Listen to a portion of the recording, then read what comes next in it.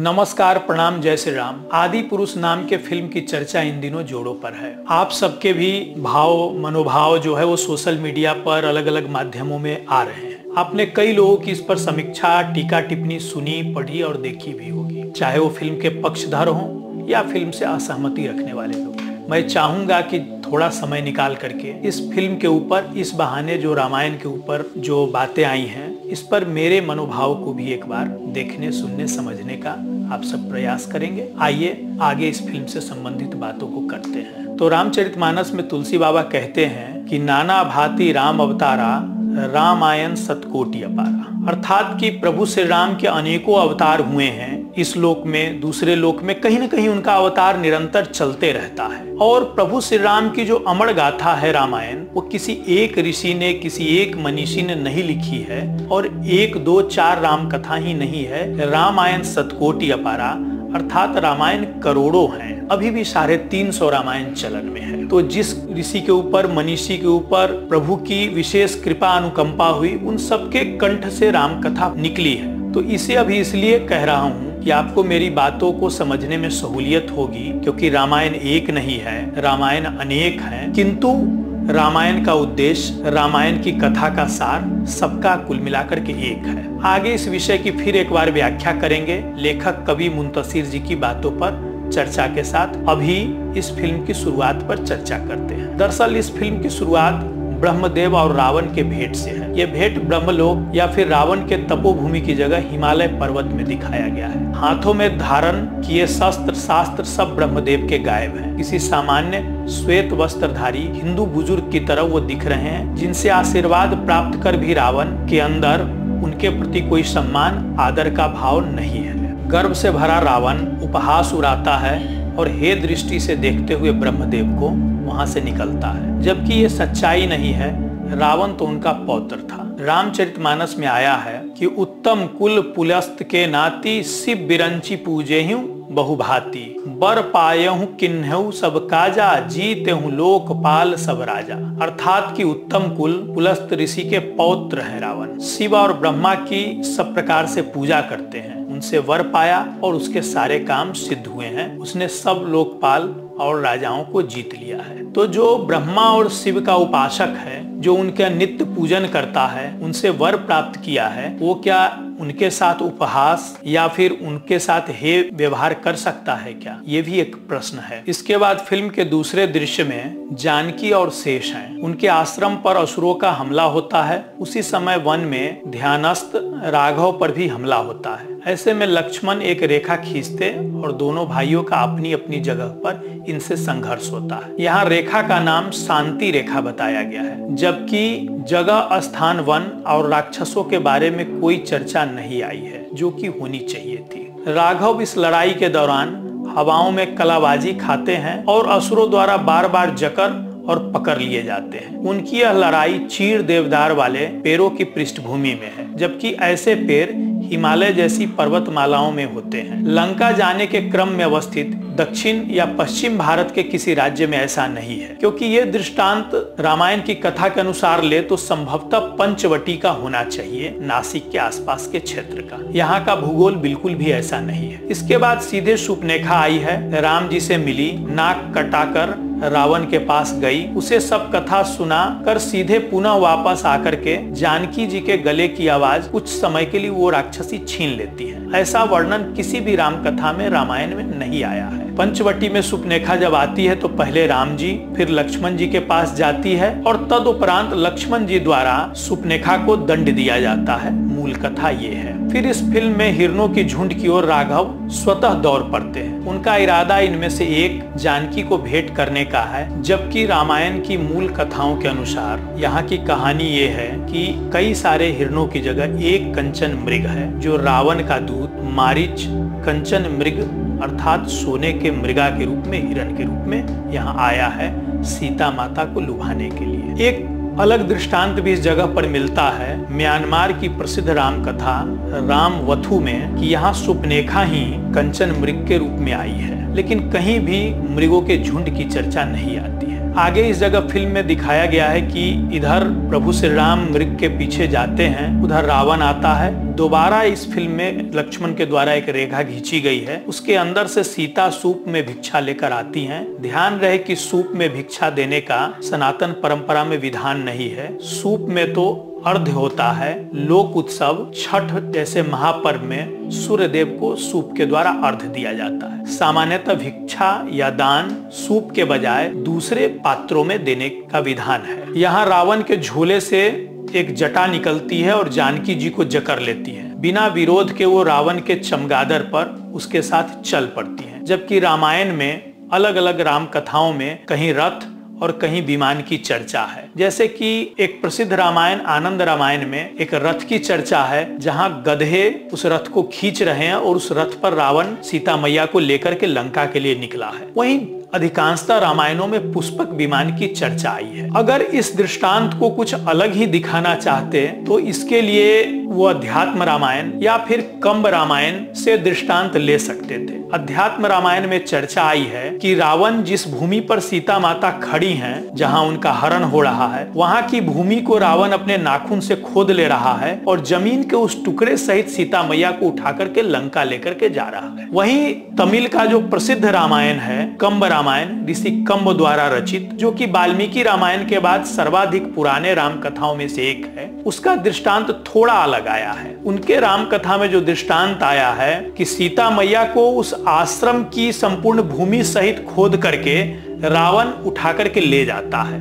ठीक जैसे रावण ने पूरे कैलाश पर्वत को अपने हाथों से उठाया था, भक्ति से भरे ऋषि कंबन अपनी राम कथा में रावण द्वारा सीता मैया के स्पर्श को स्वीकार नहीं कर पाते हैं, इसलिए उन्होंने यहाँ एक ऐसा दृष्टांत रखा है। कल्पनाशीलता, रचनात्मकता के नाम पर ऐसा कोई उदाहरण, ऐसा कोई दृश्य इस फिल्म में रखा जा सकता था, किंतु नहीं रखा गया। अगर इस घटना के वास्तविक तथ्यों से हम अवगत होना चाहें तो ऋषि वाल्मीकि का रामायण एक बड़ा ही सुंदर उदाहरण है। ऋषि वाल्मीकि अपने रामायण में उस समय के वास्तविक घटना का वर्णन कुछ यूं करते हैं कि रावण केस सहित मस्तक सीता मैया का पकड़ करके उन्हें उठा लेता है, उनकी दाहिनी जंघा को हाथ लगाकर निर्ममता पूर्वक उन्हें ले जाता है। वैसे भी अगर आप विचार करें तो जब भी किसी स्त्री का बलात्हरण होगा तो उसके साथ कुछ ऐसा ही कोई आसुरी प्रवृत्ति का व्यक्ति करेगा। अगर इस फिल्म में रावण को आताताई दिखाना था, रावण के वास्तविक चरित्र से अवगत कराना था, तो ये दृष्टांत एक महत्वपूर्ण अवसर हो सकता था कि लोग रावण से नफरत करते। और यहाँ ऋषि वाल्मीकि के रामायण का वर्णित प्रसंग पूरा का पूरा फिल्म में दिखाना चाहिए था। खैर, आते हैं फिल्म पर। तो जब रावण यहाँ विमान या फिर अपने रथ की जगह चमगादड़ रूपी वाहन पर जब जानकी जी को लेकर चलता है तो थोड़ी देर के बाद जानकी जी की तंद्रा मूर्छा टूटकर उन्हें होश आता है। तो हवा में उनके पीछे उड़ता हुआ जटायु को पाती है, जो उन्हें बचाने का निरंतर प्रयत्न कर रहा है। उसे कमजोर पाकर बिना परिचय के ही जानकी उसका नाम पुकार कर वापस लौट जाने को कहती है। इस बीच सीता हरण को अपनी नजरों से देखकर राघव और शेष दौड़ पड़ते हैं और वो कुछ नहीं कर पाते हैं। आप ही जरा सोचिए, जब जानकी कभी जटायु से मिली ही नहीं है तो वो भला उसका नाम क्यों लेंगी? और कोई भी स्त्री जब परेशानियों में हो, हरण कर ली गई हो, तो वो तो चाहेगी कि वो उस आताताई के चंगुल से छूटे, न कि वो बचाने वाले को कहेगी कि तुम लौट जाओ यहाँ से। दूसरा कि यहाँ आया है कि राम, जिनको यहाँ राघव कहा गया, और लक्ष्मण, जिनको यहाँ शेष कहा गया है, वो अपने आंखों के सामने सीता हरण का प्रसंग देख रहे हैं और वो दौड़ रहे हैं, पर वो सीता को बचा नहीं पा रहे हैं। हमारे यहाँ जब भी किसी की माँ, बेटी, बहन उसके आंखों के सामने हरण हो, उसके आंखों के सामने कोई उनके साथ कुछ जबरदस्ती करे और वो कुछ न कर पाए, ऐसा हो ही नहीं सकता है। ये दृश्य भी यहाँ बिल्कुल गलत है। राम कथाओं में कभी भी प्रभु श्री राम के आंखों के सामने सीता माता का हरण नहीं हुआ था। और जब रावण के पीछे भागते हुए राघव जंगल में बहुत दूर तक दौड़ते आते हैं तो उन्हें जटायु मरा हुआ मिलता है। यहाँ फिल्म में वो राम जी का मित्र है, ऐसा संबोधन दिखाया गया है, जबकि वास्तविकता में जटायु राम जी नहीं, उनके पिता दशरथ जी का मित्र है और दशरथ जी के मित्र होने के नाते ही जटायु प्रभु श्री राम की स्त्री अर्धांगिनी अर्थात राजा दशरथ की बहू पतोहू को बचाने का उपक्रम करते हैं। यहाँ जटायु के रूप में गिद्ध पक्षी को नहीं अपितु चिल और बाज पक्षी को दिखाया गया है। यह भी फिल्म में एक गलत तथ्य है। जिन्हें ये तक पता नहीं कि जटायु पक्षियों के किस समूह से थे, कौन से पक्षी थे। दुनिया के किसी भी राम कथा की हम बात कर ले जाएं, हर राम कथा में जटायु और रावण का संवाद होता है। जटायु रावण संग युद्ध लड़ते हैं और जब प्रभु श्री राम जटायु के पास पहुंचते हैं तो जटायु उस समय तक जीवित हैं और जटायु और प्रभु श्री राम का संवाद भी होता है। जटायु के मृत्यु उपरांत प्रभु श्री राम विधि विधान के साथ उनका सम्मान पूर्वक शवदाह और संस्कार करते हैं, क्योंकि उन्होंने केवल उनके स्त्री की रक्षा नहीं की अपितु वो प्रभु श्री राम के पिता राजा दशरथ के मित्र भी थे। तो यहाँ इस फिल्म में प्रभु श्री राम जिन्हें राघव कहा और लक्ष्मण जिन्हें शेष कहा है, उन्हें सीता हरण का हर प्रसंग पता है। जबकि दुनिया की हर राम कथा में जटायु से जब वो मिलते हैं, जटायु उन्हें सीता हरण के बारे में बताते हैं, जबकि यहाँ ये नहीं दिखाया गया है फिल्म में। यहाँ तो उल्टे जब वो पहुंचते हैं तो जटायु मरे हुए हैं। रामायण की कथाओं के अनुसार जटायु प्रसंग के बाद प्रभु श्री राम की भेंट सुग्रीव से होती है। इसके लिए वो ऋषिमुख पर्वत जाते हैं। पर इस फिल्म में यहाँ कुछ यूं दिखाया गया है, राघव और शेष को पहले ही पता है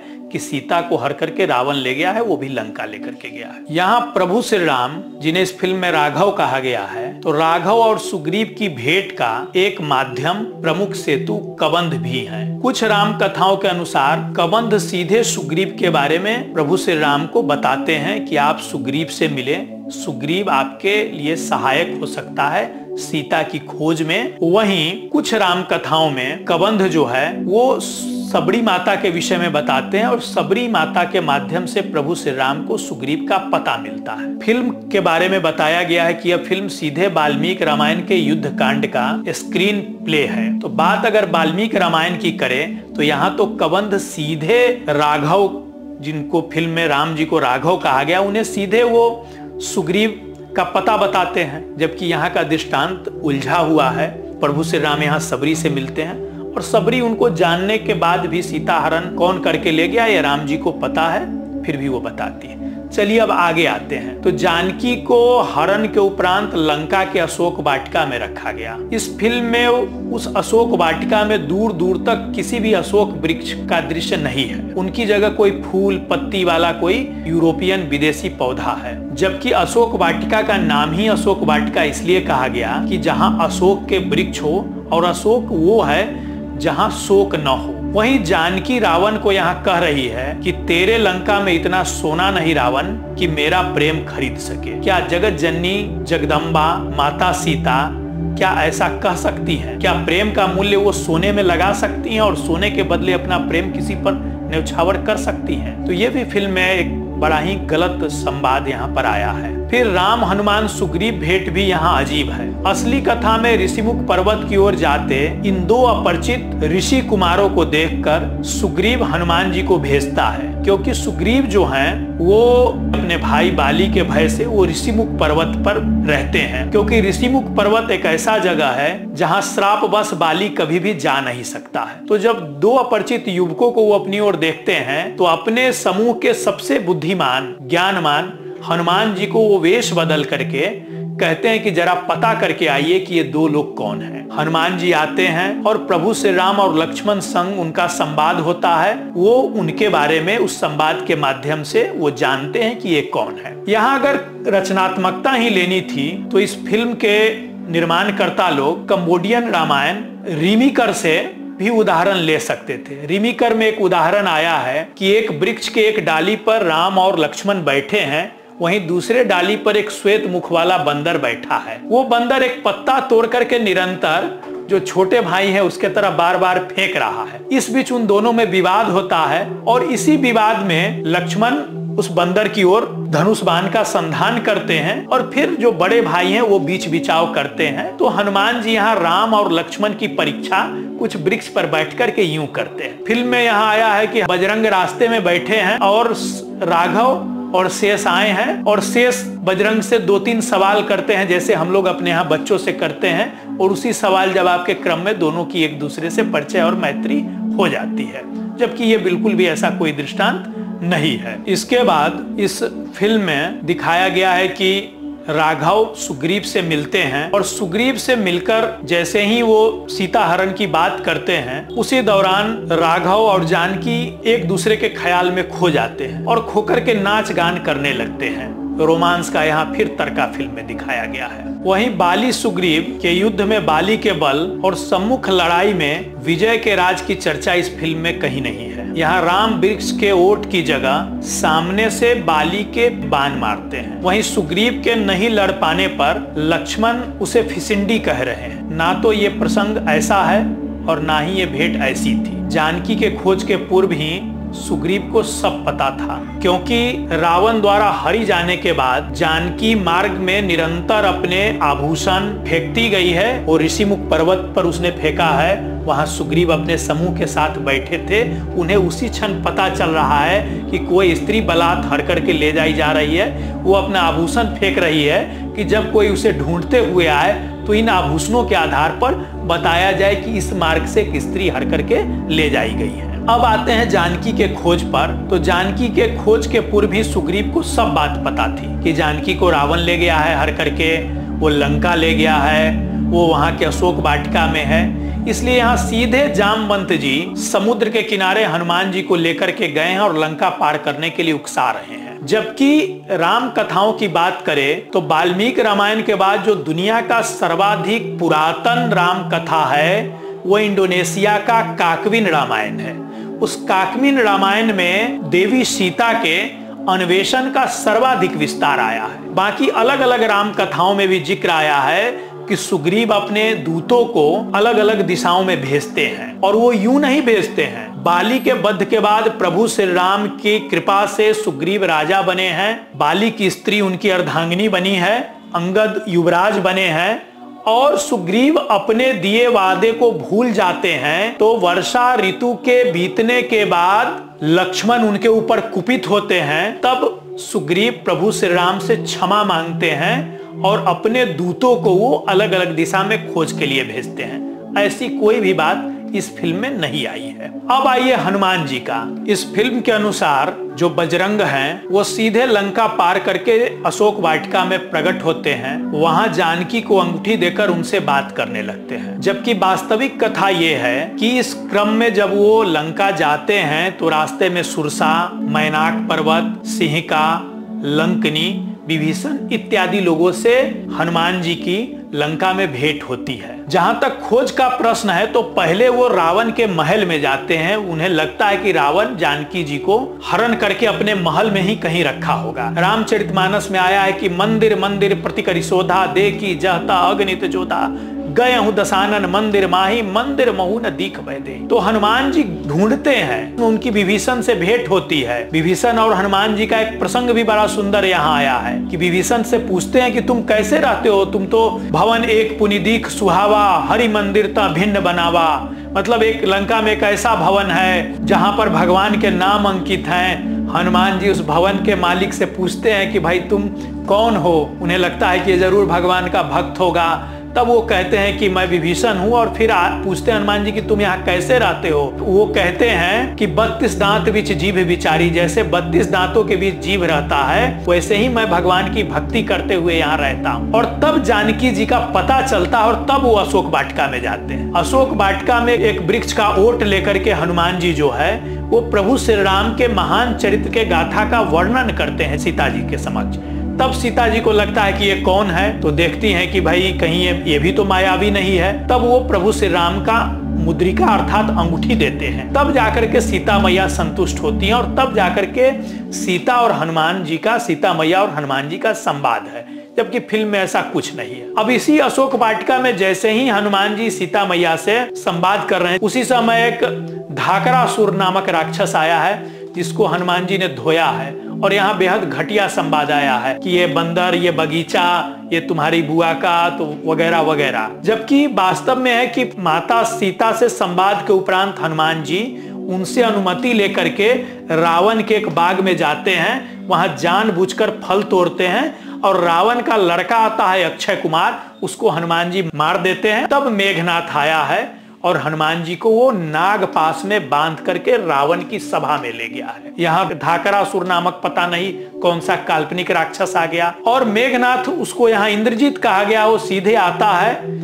हनुमान जी को किसी पास में बांधने की जगह जो है वो एक बुड़के नुमा जाल में हनुमान जी को लपेटता है और लेकर के पहुंचता है वहां जहां रावण जो है लोहा पीट रहा है बैठ करके, और फिर वहां घटिया संवाद आए हैं। अब यहाँ हनुमान जी के पूंछ में जब आग लगाई जाती है तो यहाँ जो हनुमान जिनको बजरंग फिल्म में कहा गया है, आग लगते ही उनके मुंह से एक भद्दी सी एक आवाज आती है। ये हनुमान जी का यहाँ फिल्म में इस जगह पर मजाक उड़ाया गया है। फिर वो जाते हैं सीता मैया के पास आग लंका में लगाने के बाद और वो चूड़ामणि उनसे लेते हैं। तो फिल्म में वास्तविक कथा से बिल्कुल अलग प्रकार की चीजें दिखाई गई हैं। जबकि राम कथाओं में आया है कि चले मरुतुंचास, हवाएं वेग से चल रही है। हनुमान जी केवल लंका को जला ही नहीं रहे हैं, उनके गर्जना से राक्षसियों का गर्भ तक गिर जा रहा है। तो हनुमान जी राम जी के दूत के रूप में लंका में एक भय का वातावरण पैदा कर रहे हैं। लेकिन फिल्म में तो दिखा रहा है कि आग लगाए जाते हुए ही हनुमान जी जो है आऊ करके एक उपहास नुमा, जैसा कि गोविंदा की फिल्मों में कई बार शक्ति कपूर के मुंह से जो डायलॉग निकलता है आउच आउ, वो यहाँ दिखाया है। अब आगे की बात करते हैं तो राम कथाओं के अनुसार हनुमान जी लौटने के उपरांत लंका की सब घटना कथा कहानी बताते सुनाते हैं। सुग्रीव और सब लोग प्रसन्न होते हैं। फिर हनुमान जी की प्रभु श्री राम से भेंट है, वो चूड़ामणि देते हैं और माता सीता की मनोदशा से प्रभु श्री राम को अवगत कराते हैं। रामचरितमानस में तुलसी बाबा कहते हैं कि सीता मैया के दुख को जान करके प्रभु श्री राम के आंखों से आंसू आ जाते हैं कि भरी आए जल राजीव नैना, सीता के प्रभु विपत्ति विशाला। हनुमान जी ऐसा कह रहे हैं और राम जी के आंखों से अश्रुपात हो रहा है। राजीव नैन अर्थात कमल के जैसे सुंदर नेत्र वाले राम जी की आंखों से अश्रुपात हो रहा है। यहाँ तो सीधे समुद्र के किनारे राम हनुमान की भेंट हो रही है और फिर बिना समुद्र से संग संवाद किए मार्ग मांगे ही प्रभु श्री राम जो है यहाँ राघव वो पुल निर्माण की बात करते हैं। और दोबारे जब राम और हनुमान की यहाँ पर भेंट होती है, जिसको राघव और बजरंग की भेंट फिल्म में कहा जा रहा है, वहां पर एक डायलॉग आया है संवाद कि यहाँ कहा जा रहा है कि धर्म अधर्म में निरपेक्ष होना चाहिए। आप ही बताएं कि धर्म अधर्म में निरपेक्ष होना चाहिए या फिर निष्पक्ष होना चाहिए। निष्पक्षता का अर्थ है कि व्यक्ति को निष्पक्ष होकर के सत्य न्याय धर्म के पक्ष में होना चाहिए। धर्म निरपेक्ष और धर्म सापेक्षता तो बिल्कुल अलग चीज है। पता नहीं संवाद लेखक को निरपेक्षता और निष्पक्षता का अंतर पता है भी या नहीं। फिर यहाँ सेतु बांधा जाता है। यहाँ पर राघव नाम का पत्थर नहीं डाला जा रहा है, पत्थर श्री राम के नाम का डाला जा रहा है जो मूल राम कथाओं में है, लेकिन राम जी का नाम यहाँ राघव बताया जा रहा है। ये पत्थर ऐसे ही तैर रहे हैं और सारे जो बंदर यहाँ दिखाए गए हैं, बंदर तो नहीं दिखाए गए हैं बंदर के रूप में यहाँ पर, मतलब बानर के रूप में, बंदर नहीं कहे, यहाँ बानर के रूप में फिल्म में फिर वही गलती दोहराई गई है जो कि जटायु के साथ दोहराई गई। यहाँ बानर की जगह यहाँ पर फिल्म में चिंपांजी और गुरिल्ला दिखाए गए हैं। तो वो गुरिल्ला और चिंपांजी सीधे श्री राम लिखे पत्थर डाल रहे हैं और पुल बनता जा रहा है।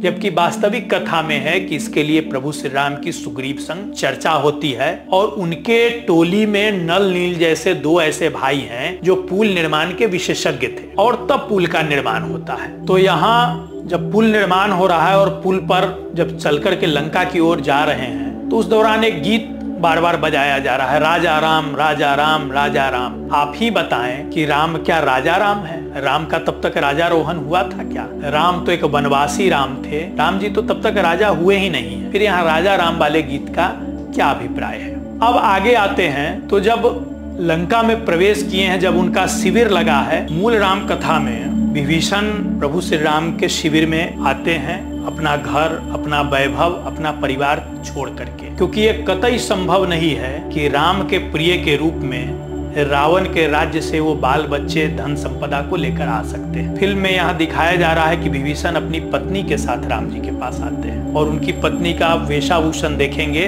तो लगेगा कि ये रामायण नहीं कोई काम सूत्र पर आधारित फिल्म का दृश्य है। अब आइए आप आगे। तो यहाँ रावण के जो दूत गुप्तचर प्रभु श्री राम के शिविर में आए हैं वास्तविक राम कथाओं के अनुसार उन्होंने वानरों का, नर वानरों का स्वरूप बना रखा था, क्योंकि जब आपका स्वरूप किसी शिविर में जाए और शिविर के सैनिकों की तरह हो, तब आप उसमें घुल मिल जाते हैं और अपने काम को आप अंजाम दे सकते हैं। रावण का दूत सूका और सारन 2 दूत है राम कथा के अनुसार, लेकिन इस आदि पुरुष के अनुसार केवल एक दूत है और उसने नर वानरों का स्वरूप नहीं बनाया है, उसने विभीषण का स्वरूप बना रखा है और उसको सीधे राम जी पकड़ते हैं। जबकि मूल राम कथा में उनको विभीषण जी पहचानते हैं और नर वानर विभीषण मिलकर के मारते पीटते प्रभु श्री राम के पास लाते हैं। प्रभु श्री राम को उसके ऊपर दया आता है, वो श्रापित हैं दोनों। प्रभु श्री राम उन पर विनय करते हैं और उनको रावण के पास भेजते हैं कि जाओ जाकर के रावण को वास्तविकता से परिचित कराओ। यहाँ एक ही दूत है जो विभीषण के वेश में है। प्रभु श्री राम उसको पकड़ते हैं, अंगद उसको एक बक्से में डालते हैं, लकड़ियों के बने बक्से में, और रावण के दरबार में ले जाके पटक देते हैं। जबकि मूल रामायण की कथाओं के अनुसार अंगद प्रभु श्री राम के दूत के रूप में रावण की सभा में गए। रामचरितमानस में आया है कि सभा के मध्य वो अपना पैर जमा करके बैठते हैं, जैसा कि रामानंद सागर जी के रामायण में भी कथा वर्णित है। और रावण उनके अंगद के पैर को हिला नहीं पाता है, इसलिए कहते हैं अंगदी पांव आज भी एक बड़ा उदाहरण है। वहीं अगर बात करें दूसरी राम कथाओं का, तो वाल्मीकि जी के रामायण में अंगद अपने पैर के प्रहार से रावण के सभा का छत जो है भवन का, उसको तोड़ देते हैं। और वहीं भारत के अंदर कृतिवास रामायण में वो रावण को ललकारते हैं कि अगर तुम में शक्ति है तो राम जी को छोड़ो, तुम मुझसे ही जरा कुश्ती तो लड़ लो। तो दोनों में कुश्ती होता है। तो ऐसा यहाँ प्रसंग है। वहीं एक प्रसिद्ध तोरवे रामायण में अंगद द्वारा रावण के सैनिकों संग युद्ध का भी प्रसंग है। अगर यहाँ कोई ऐसा अंगद और रावण की भेंट को प्रस्तुत करते फिल्म के लोग, तो कहीं ज्यादा हमारी नई पीढ़ी कुछ प्रेरणा लेती, कुछ सीखती। अब आइए यहाँ, जब युद्ध में लक्ष्मण मूर्छित होते हैं तो हर राम कथा में सुसेन नामक वैद्य की चर्चा आई है। वो सुसेन वैद्य का पता विभीषण बताते हैं, क्योंकि विभीषण लंका की हर परिस्थिति से अवगत है। और सुसेन वैद्य बताते हैं संजीवनी बूटी कहाँ मिलेगी, और हनुमान जी पूरा पर्वत लेकर के आते हैं और लक्ष्मण जी की चिकित्सा होती और वो पुनः स्वस्थ होते हैं। यहाँ फिल्म में दिखाया गया है कि सुसेन नामक कोई वैद्य नहीं है। यहाँ विभीषण की जो पत्नी, जो किसी काम सूत्र जैसे फिल्म का पात्र हो सकती है, जैसा वेश फिल्म में दिखाया गया है, वो सब जानती है संजीवनी के बारे में, जैसे वो कोई आयुर्वेद की बड़ी आचार्य हो, वैद्य हो। और वो बोलती है कि संजीवनी मिलेगा। इस फिल्म में पता नहीं क्यों हर व्यक्ति या घटना में शब्दों को तोड़ मरोड़ के पेश किया गया है। संजीवनी अर्थात क्या? एक संजीवनी का जिक्र है हिंदू परंपराओं में, मृत संजीवनी विद्या, जो भगवान शिव के पास था, जिसका जिक्र वेदों में नहीं है, और शुक्राचार्य ने उसको प्राप्त किया था, और शुक्राचार्य से देवगुरु बृहस्पति के पुत्र कच ने उसको प्राप्त किया था। तो एक मृत संजीवनी विद्या थी और ये संजीवनी बूटी थी, तो यहाँ सीधे संजीवनी कहा जा रहा है। तो पूरा सब कुछ उलझा हुआ और अजीब सा है। अब आते हैं फिल्म की इस कथा में, तो एक और बड़ा ही झोल झाल है कि जैसे ही युद्ध भूमि में राम और रावण दोनों की सेनाएं मिलती हैं, उन्हीं क्षणों में जानकी प्रकट होती हैं, जिसे मेघनाथ, जिसे यहाँ फिल्म में इंद्रजीत कहा गया है, वो एक लोहे के जंजीरों से जकड़ करके जानकी को युद्ध क्षेत्र में लाता है, और राघव जो युद्ध को छोड़ करके जानकी की ओर दौड़ पड़ते हैं। जैसे कि आपने फिल्म वीर और जारा में देखा होगा कि शाहरुख खान और प्रीति जिंटा जब एक दूसरे से मिलते हैं तो ट्रेन के सफर में वो कैसे एक दूसरे की ओर दौड़ते हैं, बिल्कुल यही दृश्य यहाँ दिखाया गया है। कहाँ तो राम युद्ध की अवस्था में है, मन से, तन से, विचार और भावनाओं से वो सबों को छोड़ करके जानकी की ओर दौड़ पड़ते हैं और जानकी भी दौड़ पड़ती है। उन्हीं क्षणों में जैसे ही राम जानकी को अपने बाहों में भरते हैं, राम अर्थात यहाँ राघव, वैसे ही इंद्रजीत पीछे से आता है और जानकी का वो गला काट देता है। और जैसे ही गला कटता है तो जानकी के जगह रावण का वो जो दूत है वो जानकी के वेश में है। आप जरा इस दृश्य का कोई तारतम्यता बताइए। क्या ऐसी कोई कथा होनी चाहिए? किसी रामायण में ऐसी वर्णित होगी? युद्ध भूमि में क्या प्रेम होता है? और क्या इंद्रजीत जानकी का गला काट सकता है? और यहाँ तो रावण